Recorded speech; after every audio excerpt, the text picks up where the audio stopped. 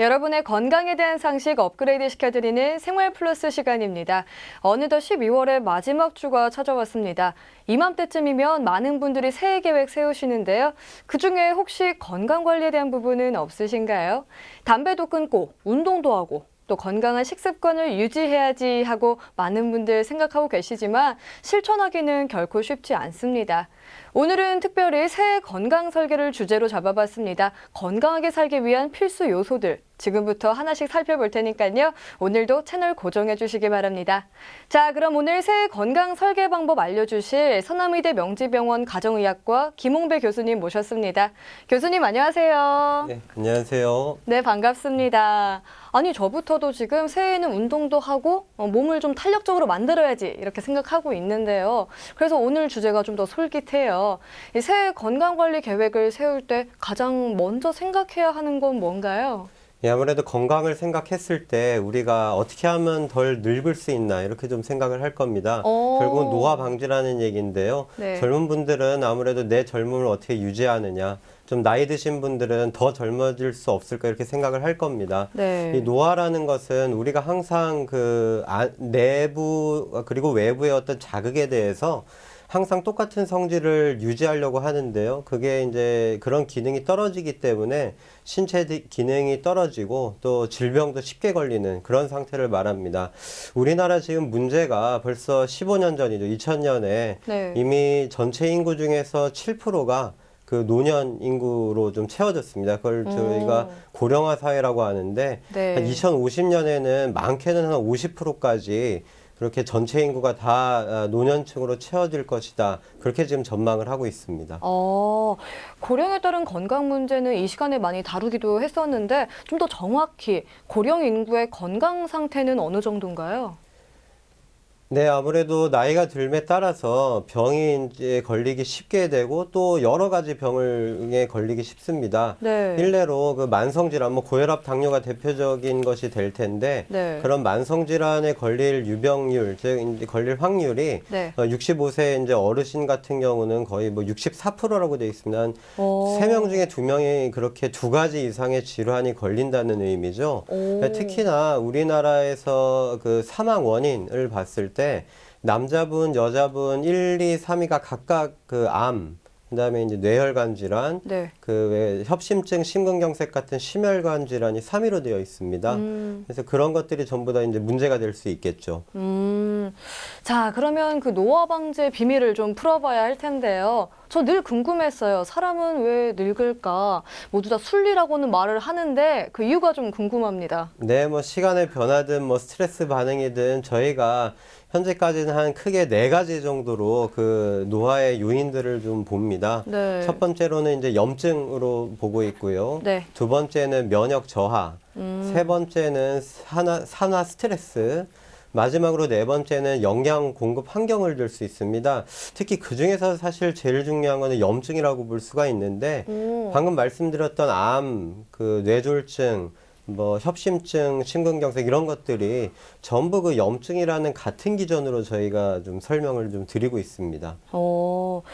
자, 이렇게 그럼 따라오는 질문이 또 당연히 있죠. 노화를 막을 수는 없지만 조금 느리게, 조금 더 건강하게 늙어가기 위해서는 어떤 것들이 필요할까요? 이 나이 드신 분들이 항상 얘가 질병이 생기든 어떤 증상이 생기든 간에 이제 늙어서 나이 들어서 그렇지 이렇게 생각하실 수가 있는데 네. 실상은 우리가 어떤 선천적인 요인 외에도 후천적인 노력에 의해서 충분히 그 어떤 건강한 그 삶을 영위할 수 있다는 얘기입니다. 제임스 프라이스라는 사람이 질병의 압축이라는 얘기를 했는데요. 그것이 무슨 얘기냐 하면 우리가 어쩔 수 없이 병을 앓고 또 나중에는 이제 늙어서 기능이 떨어질 수밖에 없는데 그 기간을 최대한으로 이제 압축을 하자는 의미입니다. 즉 건강한 상태를 최대한 오래 끌고 가자. 그것이 이제 병의 압축이라는 이제 모델로 좀 설명을 드릴 수가 있는데요. 한번 그러면 우리가 후천적으로 어떻게 할 수 있는지를 한번 그림을 보고 설명을 좀 드리겠습니다. 네.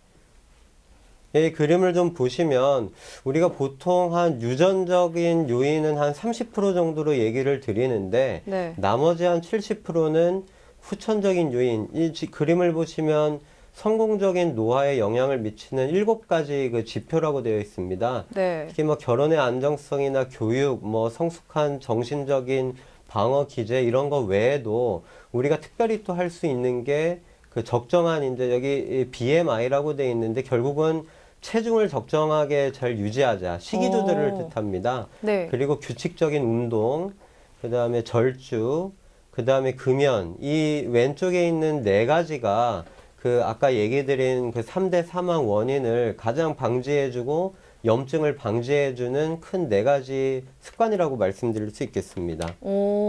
그동안 많은 교수님들께서도 가장 많이 강조했던 게 금연과 식습관 개선이었어요. 아무래도 먹는 게 가장 중요하겠죠? 네. 네, 우선은 제일 중요한 거 말씀을 드리겠습니다. 그 식이 조절인데요. 한 가지 좀 우리나라의 현재 그 식이 습관의 변화를 좀 보면은 네. 예전에 비해서 고기라든지 아니면 그 우유 종류 네. 이런 섭취들이 많이 늘어가지고 동물성 이제 식품을 많이 섭취하게 됐습니다. 그리고 김치 같은 천연 그 발효식품, 그다음에 생선 같은 단백질 섭취 이런 것들이 오히려 줄었고요.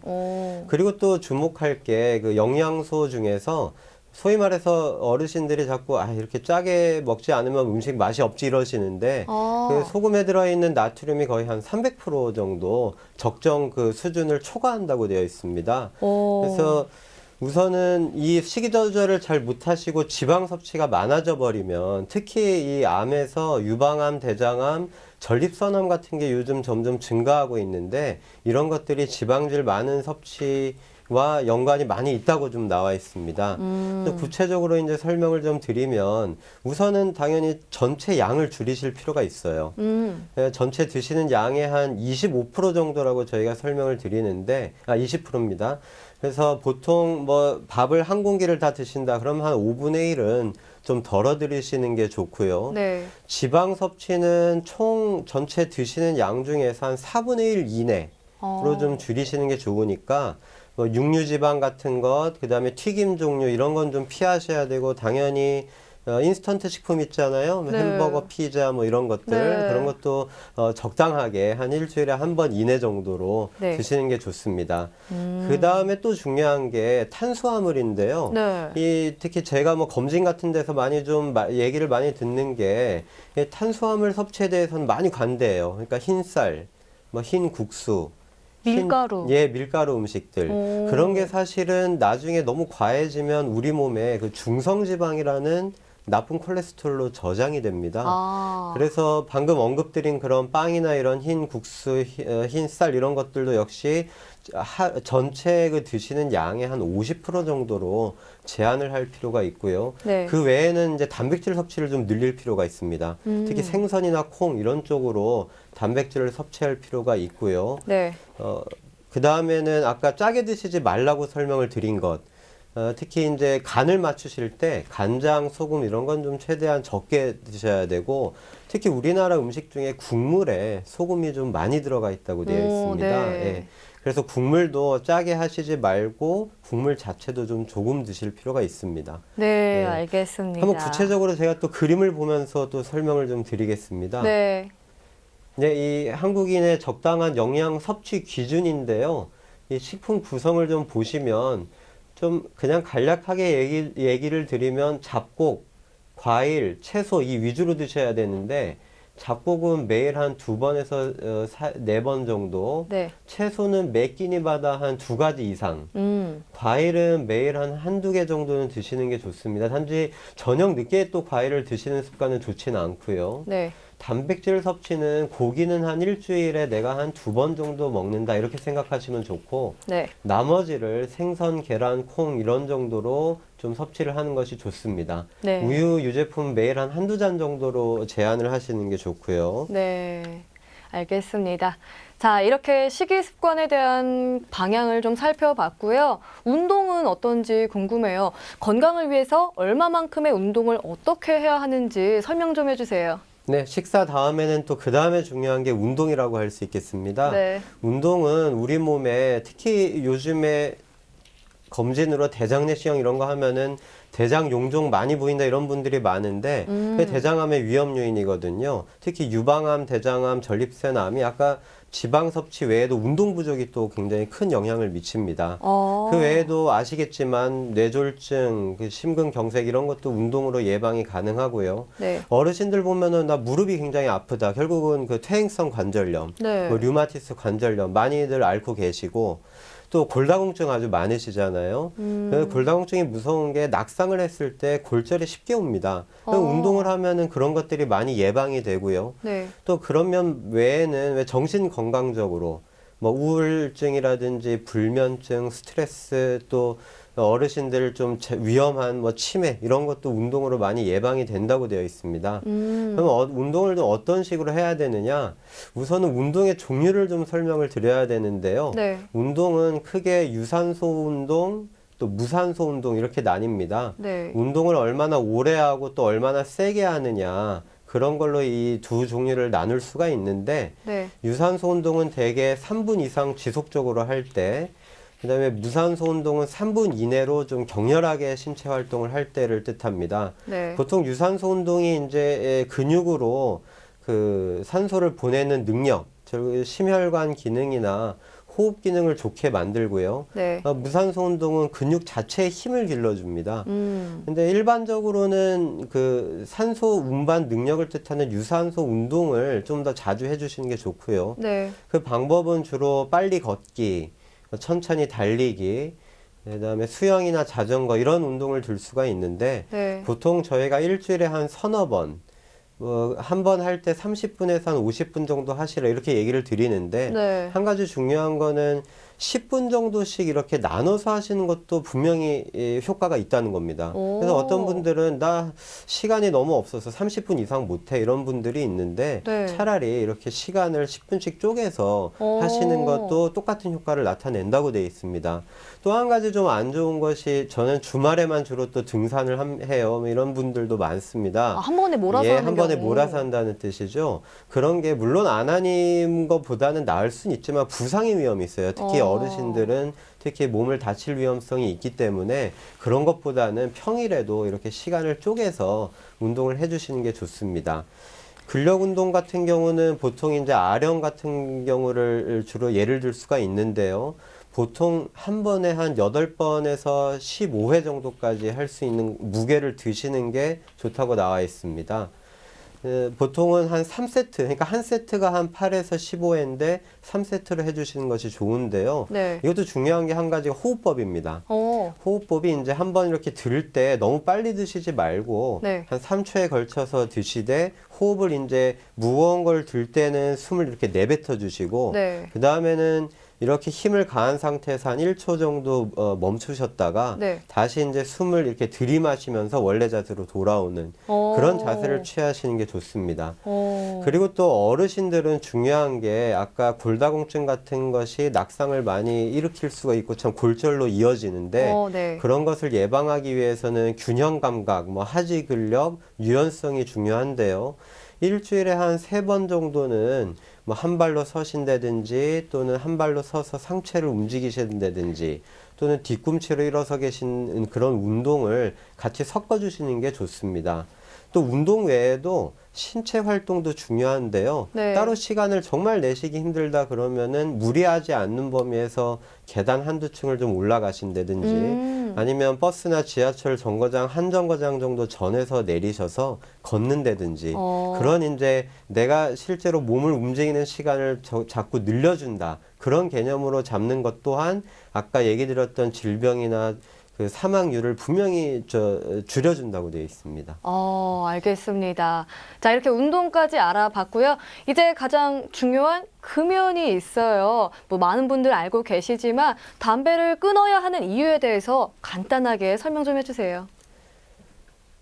네, 사실 담배라는 게 우리 몸에 실제로 가해줄 수 있는 위험 요인 중에서 제일 위험하다고 볼 수가 있는데요. 네. 담배 하나에는 400종의 독성 물질이 있고 발암 물질도 한 60개 정도나 있다고 되어 있습니다. 네. 따라서 제일 위험한 것이 이제 암으로 생각이 되는데요. 이 담배 연기를 빨아 마시다 보면은 직접 그 입안, 네. 뭐 식도, 그다음에 기관지나 폐 이런 쪽으로 담배 연기가 들어갈 수밖에 없고 네. 해당 부위에 해당되는 뭐 구강암, 식도암, 폐암 이런 경우들이 많이 생길 수가 있습니다. 네. 모든 암의 한 30% 정도가 다 담배 때문이라고 되어 있고요. 네. 더 무서운 게 직접 담배 연기에 접촉되지 않는 것 같은 장기들 있잖아요. 뭐 췌장, 방광, 뭐 자궁 경부 아니면은 뭐 신장이나 또는 이 혈액을 만들어내는 예를 들어서 백혈병 있잖아요. 그것도 암인데 그런 것도 전부 다 담배 피우는 사람이 안 피우는 사람에 비해서 거의 한 많게는 3배 가까이 네. 위험이 좀 증가한다고 되어 있습니다.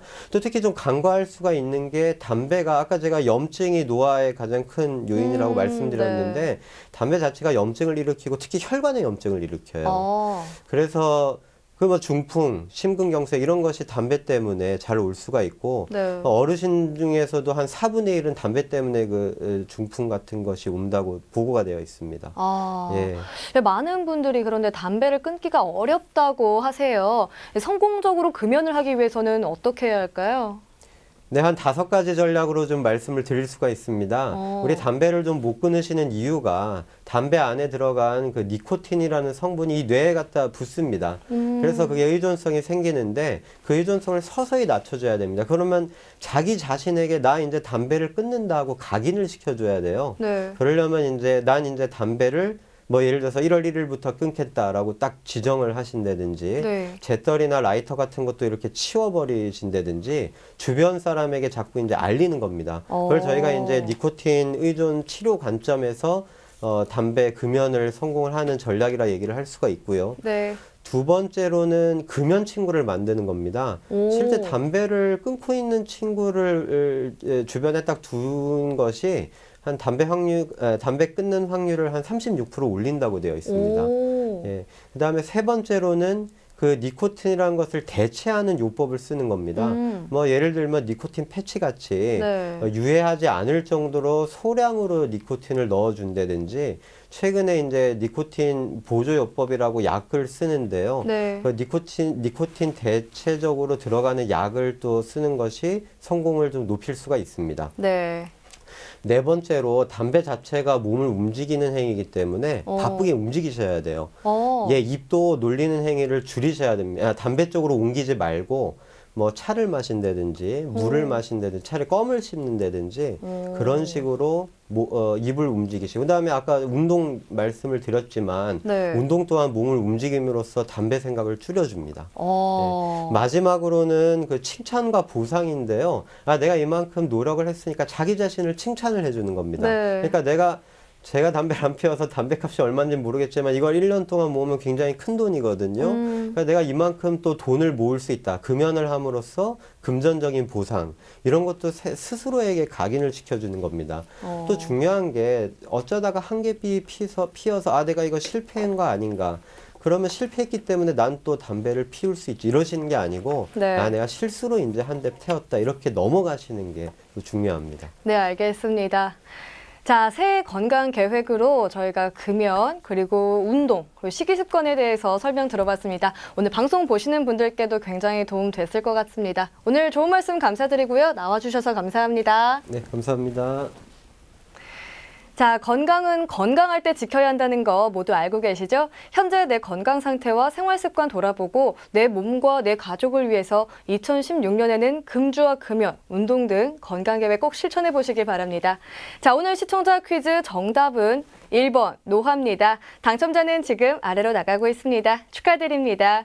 내일은 쉽고 재미있게 요리를 만들 수 있는 요리보고 맛보고 시간 준비되어 있습니다. 내일도 많은 시청 바라고요. 저는 내일 다시 알찬 소식 들고 찾아오겠습니다. 시청해주신 여러분 고맙습니다.